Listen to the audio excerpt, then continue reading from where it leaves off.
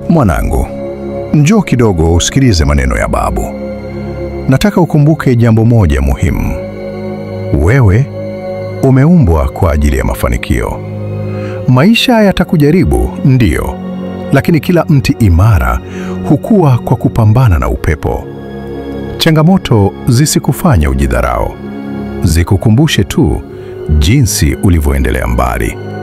Kuna mwanga ndani yako. Nimeuona tangu ulipokuwa mdogo. Ukihisi mambo ni mazito, simama, pumua, kisha chukua hatua moja tu mbele. Ndiyo unahitaji hivyo. Hatua moja ya ujasiri kwa wakati mmoja.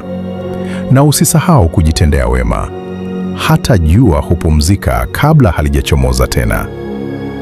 Mimi najivunia wewe kupita kiasi. Endelea kusonga mbele mwanangu. Hadithi yako bado inaendelea na itakuwa nzuri sana.